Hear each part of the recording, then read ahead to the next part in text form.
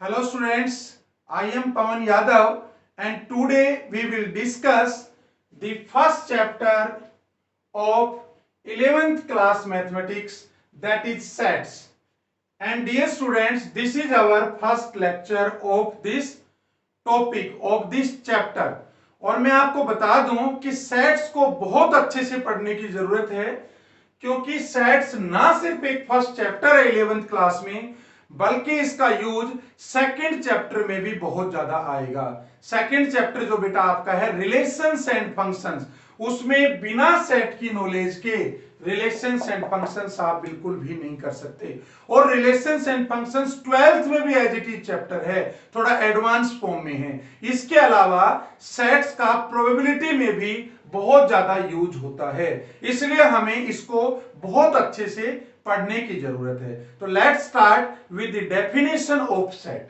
What is definition of set? Set होता क्या है? तो देखो बेटा सेट क्या है। Set it is collection of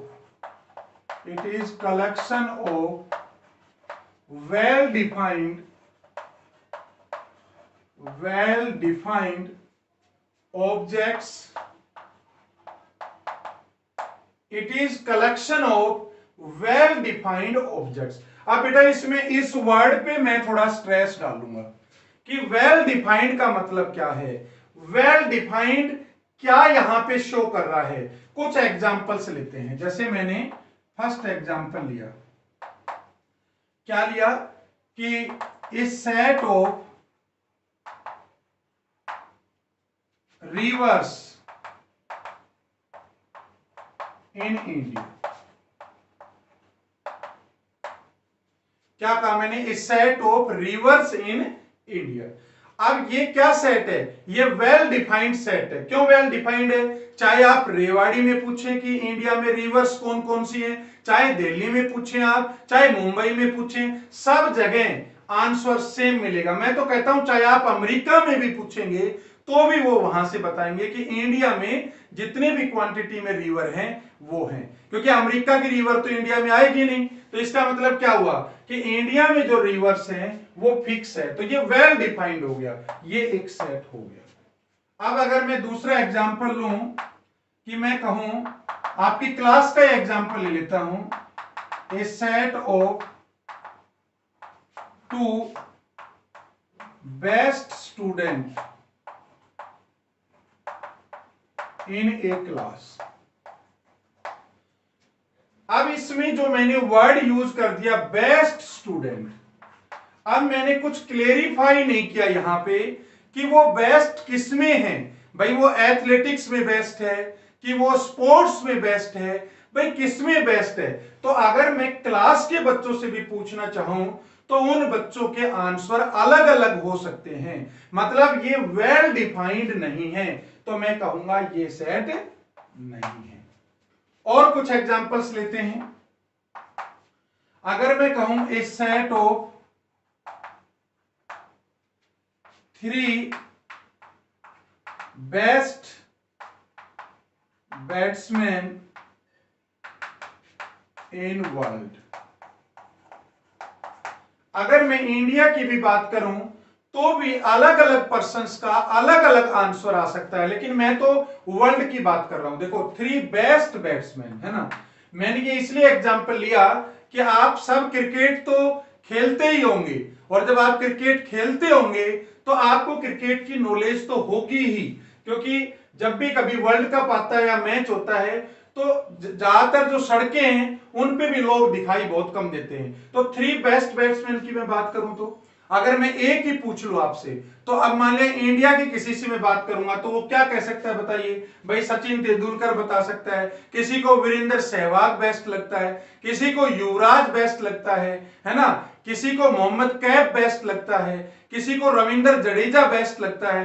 तो अलग अलग लोगों के अलग अलग आंसर आ सकते हैं। और अगर मैं पाकिस्तान के किसी पर्सन से पूछूं तो उसको हो सकता है कि उसको शोएब अख्तर बेस्ट लगता हो, किसी में ऑस्ट्रेलियन से पूछता हूं तो उसको रिकी पोंटिंग बेस्ट लगता हो, मतलब ये स्पेसिफाई नहीं है, तो ये सेट नहीं है। अगर मैं एक और एग्जांपल लूं इसके अंदर बेटा, a set of natural numbers. A set of natural numbers.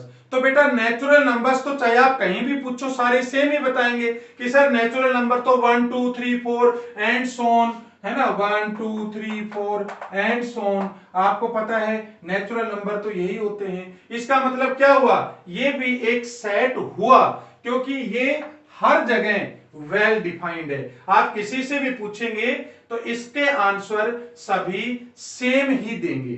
चलो एक और सेट लेता हूं मैं, a set of three most dangerous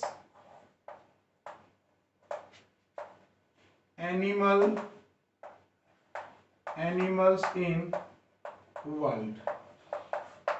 अगर मैं कहूं a set of 3 most dangerous animals in world, तो अब इसके भी आंसर बेटा क्या होंगे, अलग अलग होंगे।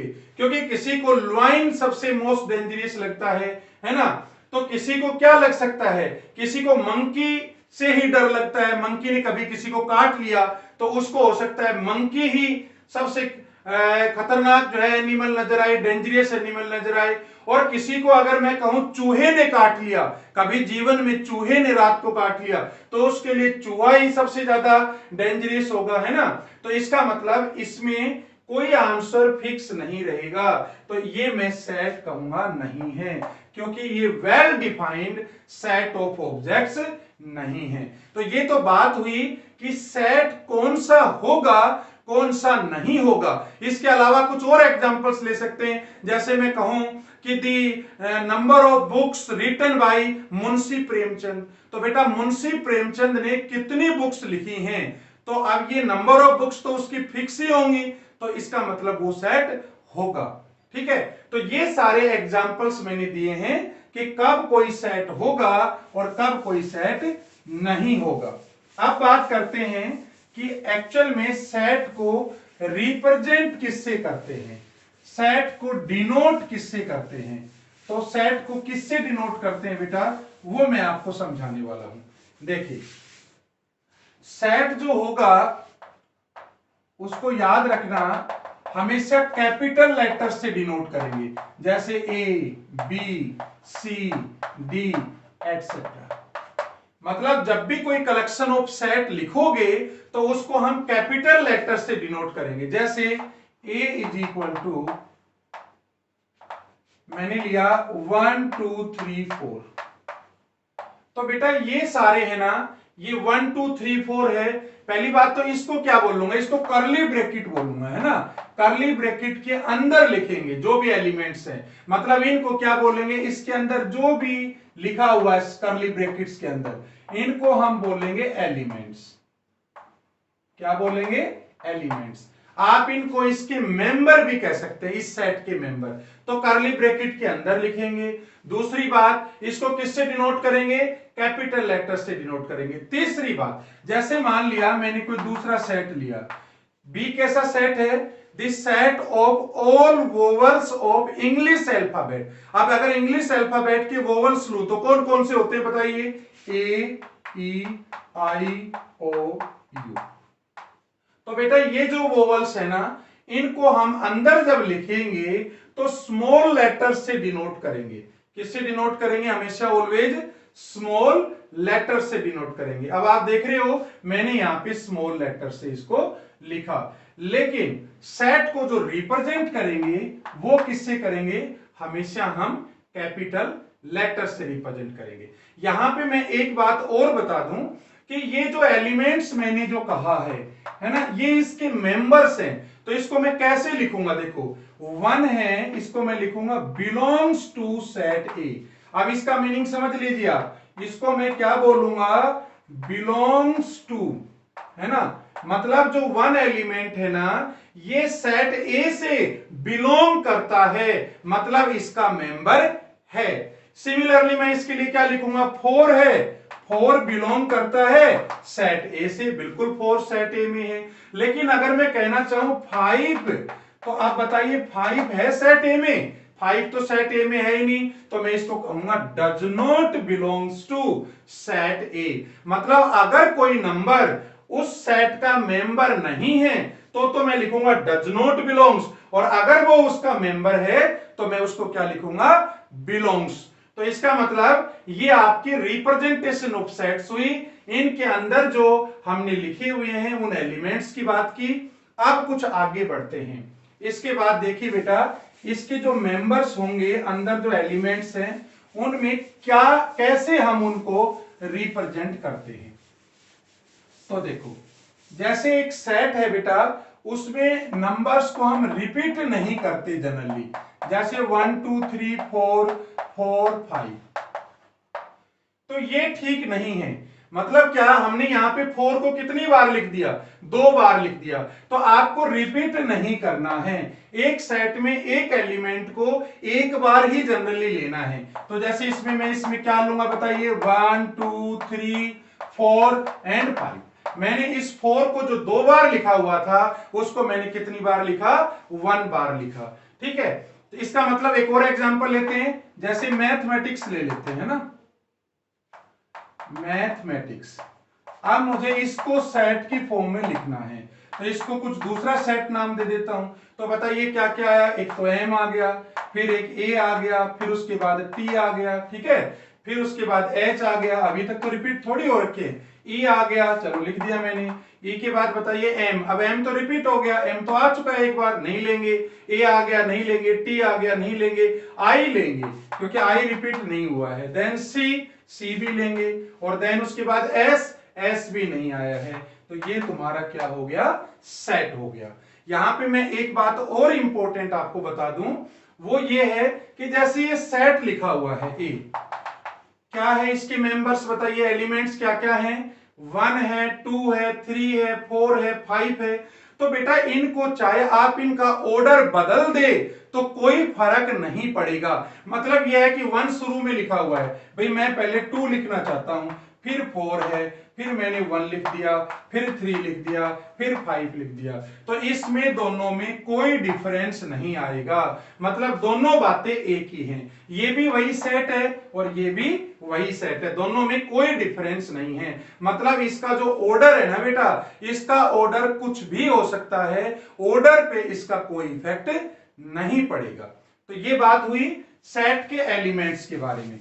अब हम थोड़ा और आगे बढ़ते हैं, और सेट को रिप्रेजेंट किससे करते हैं, रिप्रेजेंटेशन ऑफ सेट्स, किस किस फॉर्म में हम सेट को लिख सकते हैं। तो देखो, नेक्स्ट जो टॉपिक हम डिस्कस करने वाले हैं, representation of sets. Representation of sets. तो बेटा सेट्स को हम दो तरीके से रिप्रेजेंट कर सकते हैं। जो सबसे पहला तरीका है उसको हम बोलते हैं टेबुलर मेथड। टेबुलर मेथड, और इसका दूसरा नाम रोस्टर मेथड भी है ना, रोस्टर मेथड।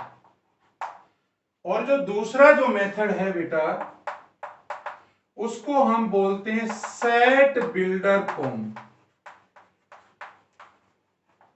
क्या बोलेंगे, सेट बिल्डर फॉर्म, और इसको रूल मेथड भी बोलते हैं। अब देखो नाम से ही क्लियर है बेटा, सेट बिल्डर फॉर्म मतलब हमें एक स्टेटमेंट गिवन होगी, उसके अकॉर्डिंग हमें कोई न कोई सेट को रिप्रेजेंट करना है। तो कैसे, जैसे सेट बिल्डर का एक एग्जांपल लेते हैं और फिर एक टेबुलर का एग्जांपल लेंगे। जैसे मैंने एक सेट को लिखा हुआ है a is equal to x such that x is a natural number less than 5। देखो ध्यान से, मैंने क्या कहा यहां पे, ए एक सेट है। अब इसको क्या बोलेंगे बेटा, इसको बोलेंगे फॉर ऑल एलिमेंट्स। ध्यान से समझना, इसको क्या बोलेंगे, for all elements of x. और ये जो लिखा हुआ है ना मैंने, ये इसका मीनिंग आपको बता देता हूं, सच दैट, क्या बोलेंगे बेटा इसको, सच दैट। चाहे आप ये यूज कर लो, चाहे कई जगह पे ये स्लैश लाइन भी आपको नजर आएगी, है ना, ये कह सकते हो और ये स्लैश लाइन होगी, दोनों का मीनिंग एक ही है। मतलब यहां पे इसकी जगह स्लैश आपके पास नजर आएगा, तो इसका मतलब क्या होता है, सच दैट। तो इस लाइन को मैं कैसे पढ़ूंगा, ध्यान से समझना कि फॉर ऑल एलिमेंट्स एक्स, है ना, सच दैट, इसको बोलूंगा such that x is a natural number less than 5। तो इसका मतलब क्या हुआ बेटा, ये इसमें वो एलिमेंट्स आएंगे जो इस स्टेटमेंट को फॉलो करेंगे, जो इस प्रॉपर्टी को फॉलो करेंगे। तो इसका मतलब कौन कौन से आएंगे बताइए जरा भाई, 5 से कम नेचुरल नंबर्स कौन कौन से होते हैं बेटा, नेचुरल नंबर तो 1 से स्टार्ट होते हैं, तो 1 हो सकता है, 2 हो सकता है, 3 हो सकता है, 4 हो सकता है। अब मैंने लेस कहा तो 5 तो हो नहीं सकता, मतलब 5 से कम ही लेंगे। तो इसका मतलब इसके अंदर कौन कौन से आएंगे बताइए, 1 2 3 4, और इसी को बोलते हैं हम टेबुलर मेथड। मतलब अगर इसी को मुझे टेबल की फॉर्म में लिखना हो या रोस्टर फॉर्म में लिखना हो तो मैं क्या लिखूंगा, 1 2 3 4, ठीक है बेटा, 1 2 3 4। तो ये तो क्या हुआ, टेबुलर। टेबुलर बहुत आसान है, मतलब आपको टेबल में ही सारे नजर आ जाएंगे, आपको डायरेक्ट एलिमेंट्स लिखे हुए नजर आ जाएंगे। लेकिन सेट बिल्डर फॉर्म में क्या होता है बेटा, आपको स्टेटमेंट बनानी होती है, इसमें वो एलिमेंट्स आए ताकि जो इस प्रॉपर्टी को फॉलो करे। जैसे इसके अंदर हमने कहा कि भाई इसका मीनिंग एक ही तो वही तो आ रहा है कि x for all elements of x such that, जो किसको फॉलो करें कि वो नेचुरल नंबर भी हो और 5 से कम भी हो। तो आप देखो ये सारे नेचुरल नंबर भी है और 5 से कम भी हैं। कुछ और हम एग्जांपल्स डिस्कस करते हैं जिसमें आपकी दोनों आपकी रिप्रेजेंटेशन कवर हो जाए और दोनों को हम आपस में कन्वर्ट भी कर पाए। तो देखिए कुछ और स्टडी करते हैं, कुछ और एग्जांपल्स। जैसे मैं एक और एग्जांपल लेता हूं, मैंने लिया कोई ए सेट है, वो आपको दे रखा है 1/4 ले लेता हूं, 1/8, 1/16, 1/32, 1/64, है ना बेटा, ये मैंने कोई ए सेट ले लिया। तो आप मुझे बता सकते हो ये कौन सी फॉर्म है, बताइए बेटा कौन सी फॉर्म है, इसको कौन सी फॉर्म बोलेंगे, ये तुम्हारी सबसे फर्स्ट वाली फॉर्म है, मतलब इसको बोलूंगा टेबुलर फॉर्म। क्या बोलूंगा, टेबुलर फॉर्म। और क्या कह सकता हूं इसको मैं, और इसको रोस्टर फॉर्म भी बोल सकता हूं, रोस्टर फॉर्म भी बोल सकता हूं। क्यों, क्योंकि सारे एलिमेंट्स जो हैं इस सेट के अंदर मैं देख सकता हूं, नजर आ रहे हैं। अब मान लिया इसी को मुझे कन्वर्ट करना हो, किसके अंदर कन्वर्ट करना हो, सेट बिल्डर फॉर्म में कन्वर्ट करना हो, तो देखो बेटा दूसरी फॉर्म में तो कैसे कन्वर्ट करूंगा इसी सेट को, देखो कैसे लिखूंगा, a इज इक्वल टू, क्या बताया था मैंने लिखना, x फॉर ऑल x, ठीक है, सच दैट, मैंने बेटा कहा था चाहे आप ये ले लो चाहे ये ले लो, दोनों का मीनिंग एक ही है, तो इसमें कंफ्यूज मत होना। इसको कैसे पढ़ेंगे, for all elements of x such that, आप देखो ध्यान से, x इज इक्वल टू, आप बेटा अगर ध्यान से देखो तो ऊपर तो सब में 1 है, बताओ सभी में हर टर्म में 1 है कि नहीं है, और नीचे आपको क्या नजर आ रहा है, देखो ये 2 की पावर 2 है, थोड़ा दिमाग लगाओ, ये 8 है, ये क्या है 2 की पावर 3 है, और 16 क्या है 2 की पावर 4 है, ये 2 की पावर 5 है, ये 2 की पावर 6 है। तो इसको मैं क्या लिख सकता हूं, 1/2 raise power n, small n में कह रहा हूं यहां पे, 2 रेज पावर n। और अब मुझे n को भी तो डिफाइन करना पड़ेगा, n क्या है, तो n क्या है, n small n belongs to capital N। अब मैंने यहां पे डिफाइन कर दिया कि ये जो n मैंने यूज किया है ना वो नेचुरल नंबर है। लेकिन क्या ये सेट बिल्डर फॉर्म कंप्लीट हो गई, अभी तो बिल्कुल नहीं हुई है। क्यों, क्योंकि नेचुरल नंबर तो बेटा 1 भी है, लेकिन 1 तो यहां पे नहीं है, 1 रखूंगा तो 1/2। अब क्या 1/2 इसके अंदर है, 1/2 तो इसके अंदर नहीं है, इसका मतलब 2 रखूं तो 1/4 है, 3 रखूं तो 1/8 है, 4 रखूं तो 1/16 है, 5 रखूं तो 1/32 है, और 6 रखूं तो 1/64 है, और 7 रखूंगा तो 1/128 आएगा, जो नहीं है। तो मुझे बताओ n को डिफाइन करना पड़ेगा कि नहीं? तो मैं n को डिफाइन कर दूंगा, स्मॉल n को, कि it is greater than equal to 2 and less than equal to 6। 6 कहूं ना, 6 हो गया, ठीक है। अब देखो बेटा, मैंने इसको रेस्ट्रिक्ट कर दिया स्मॉल n को। किस में रेस्ट्रिक्ट कर दिया? कि भाई ये 2 से स्टार्ट है। बेटा इक्वल का मतलब है ये ग्रेटर भी होगा और इक्वल भी होगा। तो 2 से स्टार्ट किया, तो 2 लूंगा तो क्या आ गया यहाँ पे 4, 3 लूंगा तो कितना आ गया 1/8, 4 लूंगा तो कितना आ गया 1/16, 5 लूंगा तो ये कवर हो गया, 6 लूंगा तो ये कवर हो गया। इसका मतलब मैंने यहां से क्या बना दिया? यहां से मैंने सेट बिल्डर फॉर्म बना दी। सेट बिल्डर फॉर्म यहां मैंने कंस्ट्रक्ट कर दी। और अगर आपको सेट बिल्डर गिवन होता और इससे मुझे ये बनवाता, तो मतलब टेबुलर फॉर्म में बनवाता, तो रोस्टर में बनवाता, तो मैं वो भी आराम से कन्वर्ट कर सकता था। भाई यहां पे मैं n की वैल्यू 2 से पुट करना स्टार्ट करता, तो सबसे पहले मैं 2 रखता 1/4, फिर 3 रखता 1/8, फिर 4 रखता 1/16, और इसी तरह 6 रखता तो 1/64। तो मैं आपस में इसको कन्वर्ट इजीली कर सकता था। चलो एक और एग्जांपल ले लेते हैं। मान लिया ए कोई सेट दे रखा है, ठीक है बेटा, और ये दे रखा है मान लिया आपका 1/2, 2/3, 3/4, 4/5, 5/6, 6/7, 7/8। मान लिया ये दे रखा है ना। तो ये कौन सी फॉर्म है मुझे बताइए बेटा?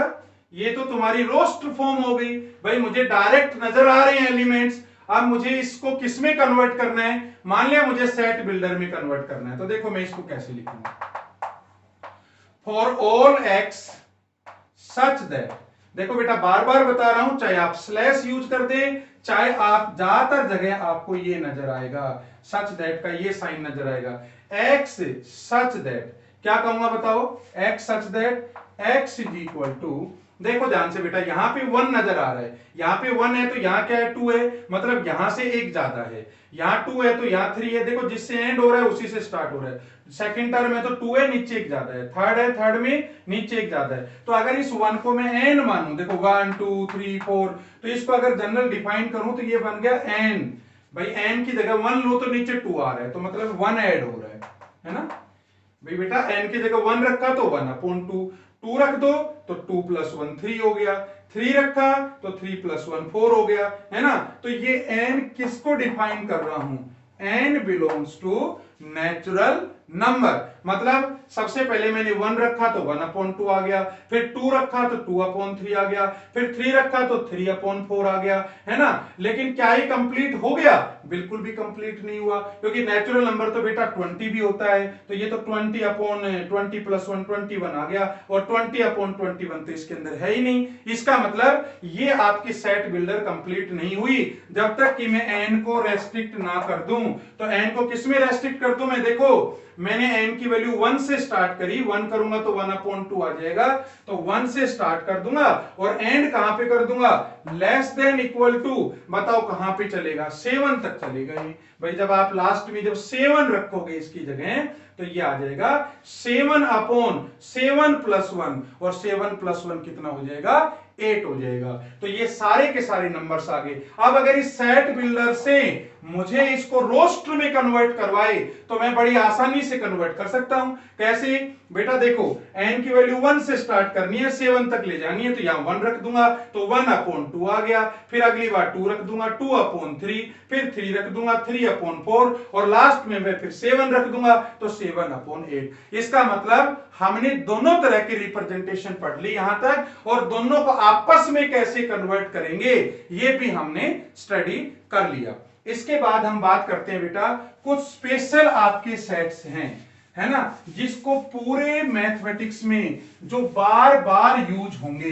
तो एक बार मैं उसको भी आपको बता दूं, क्योंकि वो बार बार उनकी जो साइन है, सिंबल हैं, वो आपको बार बार नजर आएंगे। तो आप शायद समझ गए होंगे मैं किसकी बात कर रहा हूं, है ना। सबसे पहले बात हम कर रहे हैं नेचुरल नंबर की। तो पता है नेचुरल नंबर क्या होता है? नेचुरल नंबर्स, तो नेचुरल नंबर बताओ बेटा किससे डिनोट करते हैं? कैपिटल एन से डिनोट करते हैं, पहली बात तो। और नेचुरल नंबर में बताइए बेटा क्या क्या आते हैं? 1 2 3 4 5 एंड सो ऑन, है ना। डैश डैश क्यों लगाएंगे? क्योंकि अब ये कोई एंडलेस है।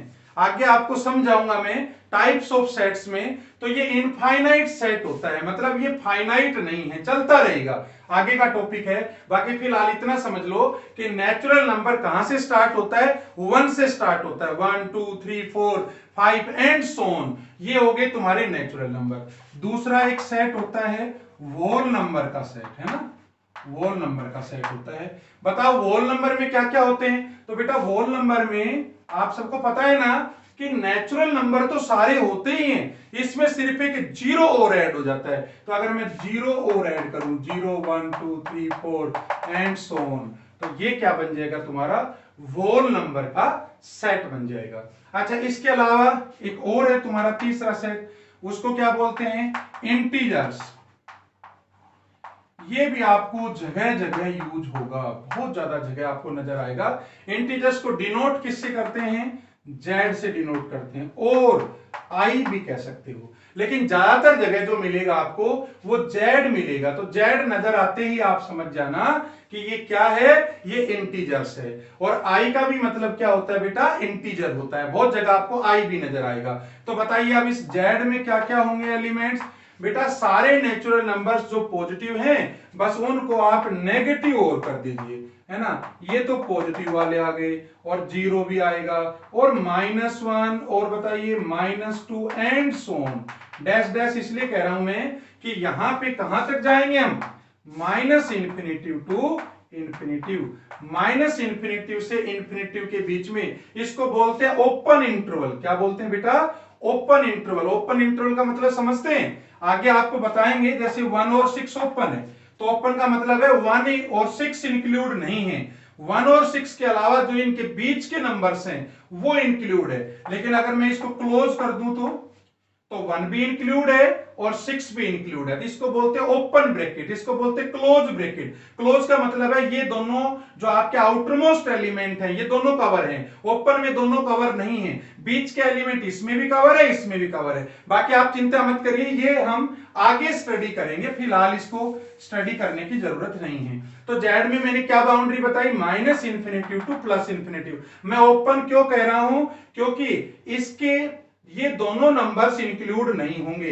अच्छा, इसके बीच के नंबर्स जो वोल नंबर है ना, मतलब कंप्लीट वही लेना है। ये नहीं है कि आप 1.5 ले लो, 1.5 तो रॉन्ग हो जाएगा। 1.5 तो क्या हो गया? फ्रैक्शनल हो गया। आपको तो कंप्लीट नंबर लेना है इन दोनों के बीच में। तो इन दोनों के बीच में क्या क्या कंप्लीट नंबर्स आएंगे? -2 -1 0 1 2 3 4 5 एंड सो ऑन। नेगेटिव में भी कुछ भी हो सकता है, लेकिन होंगे कंप्लीट नंबर्स। तो ये आप याद रखना बेटा, जहां भी जेड आ जाए ना वहां पे आप तुरंत समझ जाना कि सारे पॉजिटिव नेचुरल नंबर्स वही सारे नेगेटिव एंड इंक्लूडिंग जीरो, वो सारे के सारे क्या होंगे? आपके इंटीजर्स होंगे।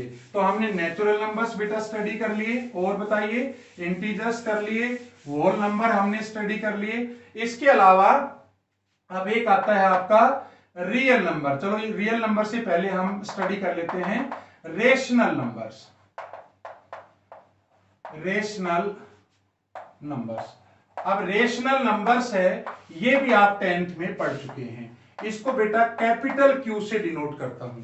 किससे डिनोट करते हैं इसको? कैपिटल क्यू से। तो कैपिटल क्यू कहीं भी आपको नजर आ जाए ना तो आप समझ जाना कि ये क्या है?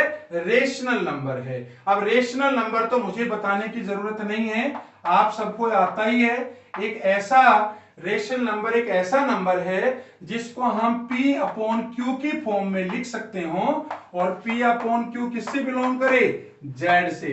मतलब यहां मैंने बताया था ना थोड़ी देर पहले बिलोंग का मतलब P और Q किसका मेंबर होना चाहिए? जेड का। जेड क्या है? इंटीजर है, मतलब इंटीजर से बिलोंग करे and Q is not equal to 0। क्योंकि अगर Q 0 हो गया आपका तो something upon zero is not defined. जैसे 2 अपॉन जीरो आ गया तो ये तो डिफाइंड ही नहीं है ना, तो रेशनल नंबर कैसे बनेगा। लेकिन क्या 2 अपॉन 3 हो सकता है, -1 अपॉन 3 हो सकता है, क्या P 0 हो सकता है, बिल्कुल हो सकता है, P 0 हो सकता है लेकिन Q 0 नहीं हो सकता। लेकिन अगर मैं कहूं 5 है, ये रैशनल नंबर है, बिल्कुल रैशनल नंबर है, 5 को मैं रैशनल नंबर कहूंगा।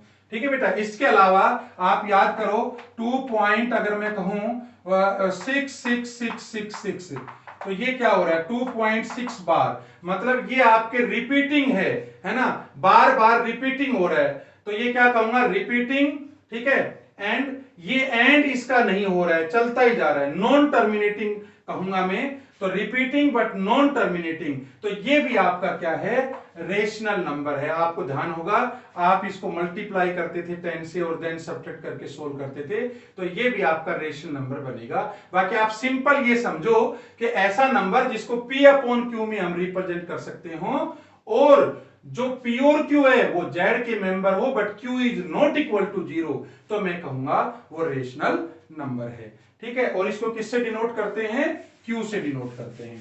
एक अगले सेट की तरफ जाते हैं, जो स्पेशल सेट है वो कौन सा है बताइए, इर्रेशनल सेट। और इर्रेशनल सेट आपको बताइए बेटा, इर्रेशनल सेट क्या होगा। देखिए फिफ्थ है इर्रेशनल सेट, तो पता है इर्रेशनल, एक तो ये हो गया बेटा डेफिनेशन, जो ऐसा सेट जो रेशनल ना हो तो उसको बोलेंगे इर्रेशनल, है ना। तो इर्रेशनल का मतलब क्या हुआ भाई, जो P अपॉन Q की कंडीशन थी, Q is not equal to 0 है, जो इसको फॉलो ना करे, है ना, PQ क्या था, बिलोंग्स टू Z, जो इसको फॉलो ना करे उसको मैं बोलूंगा इर्रेशनल सेट्स। ठीक है, एग्जांपल्स बताओ क्या होता था, पाई होता था, है ना, √2 होगा, √5 होगा। अब अगर आप ये देखो ना, पाई देखिए अगर, तो 22/7 होता है, 22 को आप डिवाइड करिए 7 से, 3.14, फिर उसके बाद 2, फिर उसके बाद 8, फिर उसके बाद चलता रहेगा। तो आप क्या देख रहे हैं, ये तुम्हारा रिपीटिंग नहीं है, तो अब इसको मैं क्या नाम दूंगा, डैश डैश चलता जा रहा है, 3.1428 एंड सो ऑन। तो पता क्या कहूंगा इसको, इसको क्या कहूंगा, non repeating and non terminating. ये बेटा आप 10th में पढ़ चुके हो, मतलब जो नॉन रिपीटिंग हो, देखो बेटा कोई भी नंबर रिपीट नहीं हो रहा, आगे चलते जा रहे हैं, नए नए नंबर्स आते जा रहे हैं, एंड नॉन टर्मिनेटिंग, खत्म भी नहीं हो रहा है, तो ये क्या होता है इर्रेशनल नंबर है। सेम √2 को निकाल के देख लेना, 1.414 आप शॉर्ट में लेते हो, और जाओगे तो और आपके पास चलता रहेगा। मतलब जो नॉन रिपीटिंग, ना तो रिपीट हो रहा है और ना ही खत्म हो रहा है, तो इसको हम बोलेंगे इर्रेशनल नंबर। और इससे पहले क्या बताया था रेशनल में, non repeating and non terminating, मतलब रिपीटिंग था, आपने देखा होगा यहां पे बार आया था, मतलब बार बार वही रिपीट हो रहा है, तो उसको हम बोलते हैं क्या, रेशनल नंबर। चलो आपके पास ये 5 टाइप्स हमने डिस्कस कर ली है, रेशनल नंबर्स, इर्रेशनल नंबर्स, ठीक है, नेचुरल नंबर्स, होल नंबर्स, और हम इंटीजर डिस्कस कर चुके हैं। इसके बाद अगर हम बात करें तो इसके बाद आता है बेटा रियल नंबर्स। क्या बोलेंगे हम, रियल नंबर्स। तो रियल नंबर्स कौन से होते हैं, रियल नंबर्स का कौन सा सेट होगा, ये मैं इसलिए बता रहा हूं बेटा क्योंकि इसकी सबसे ज्यादा यूज होना है, ये बार बार यूज होंगे। तो रियल नंबर्स क्या हैं, अगर मैं रेशनल नंबर्स में ऐड कर दूं, कौन से वाले, इर्रेशनल नंबर्स, ठीक है, अगर मैं रेशनल नंबर्स में इर्रेशनल नंबर्स ऐड कर दूं तो मेरे पास आ जाएगा रियल नंबर्स।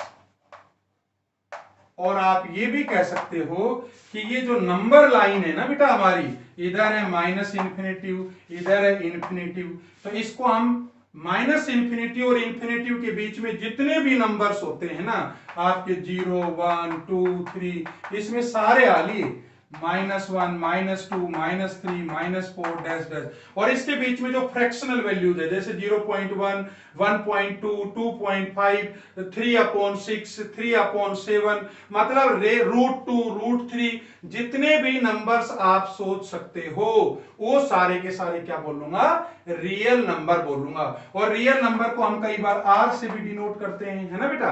कैपिटल आर का मतलब क्या हो जाएगा, रियल नंबर्स, और कैपिटल आर को हम कई बार ये भी कहते हैं, है ना, -∞ टू +∞। अब जब भी कोई आपसे अगर ये पूछ ले ना कि भाई रियल नंबर्स में सबसे बड़ी वैल्यू बताइए, तो यहां पे आप तुरंत आंसर दोगे बिना सोचे समझे कि सर इन्फिनिटी होगी, है ना। और मैं अगर पूछूंगा बेटा सबसे छोटी वैल्यू बताओ, तो आप तुरंत आंसर देंगे सर -∞ होगी। बेटा ये आपका आंसर टोटल गलत है, क्योंकि +∞ तो कभी आ ही नहीं सकता। क्यों नहीं आ सकता, क्योंकि मैंने कैसा ब्रैकेट लिया है, ध्यान करो, इट इज ओपन ब्रैकेट, है ना। और ओपन का मतलब तो क्या कहा था कि ये इंक्लूड ही नहीं है, मतलब ये शामिल ही नहीं है, तो ये शामिल ही नहीं है तो इन्फिनिटी तो होगा ही नहीं, और ना ही -∞ होगा। तो आप कहेंगे फिर सर सबसे बड़ी वैल्यू क्या आएगी, अरे इनफाइनाइट, जो फाइनाइट ही ना हो तो उसको आप डिफाइन कैसे करोगे, उसकी वैल्यू तो बता ही नहीं सकते। तो मैक्सिमम वैल्यू जो है वो हम डिफाइन नहीं कर सकते। इन्फिनिटी से जस्ट जो पहले वाली वैल्यू होगी उसको मैं कह सकता हूं सबसे बड़ी वैल्यू होगी, और -∞ के साथ में जो वैल्यू होगी वो सबसे छोटी वैल्यू होगी। लेकिन यहां जो अक्सर बच्चे गलत बताते हैं, गलत कॉन्सेप्ट को ले जाते हैं कि सबसे बड़ी वैल्यू +∞ है और सबसे छोटी -∞ है। तो ये मैंने बेटा आपको क्लियर कर दिया है। तो ये कौन सा सेट हो गया आपका, रियल नंबर्स का सेट हो गया, है ना। अब अगर मैं बात करूं तो कुछ जगह पे ये भी आपके साइंस यूज करेंगे। कौन कौन से साइन यूज करेंगे, कि आपके पास यूज करेगा कि n आ गया, है ना, Z+ ले लिया, और आपके पास R पॉजिटिव आ गया कहीं पे साइन, है ना, R पॉजिटिव। तो R पॉजिटिव का क्या मतलब हुआ, पॉजिटिव रियल नंबर्स, ठीक है। Z+ क्या हुआ, पॉजिटिव इंटीजर्स। इसी तरह से Q+ क्या हुआ, भाई जो आपके रेशनल नंबर्स हैं वो हमें पॉजिटिव लेने हैं। तो ये कुछ आपके जो है स्पेशल टाइप ऑफ सेट थे जिसको हमने आज डिस्कस किया। तो बेटा up to now we have discussed the definition of set, है ना। देन हमने डिस्कस किया कि सेट को रिप्रेजेंट कैसे करते हैं, कौन कौन से मेथड्स सेट की रिप्रेजेंटेशन में काम आते हैं, जो मैंने आपको दो बताए, roster form and set builder form. और देन हमने डिस्कस किया some special types of sets.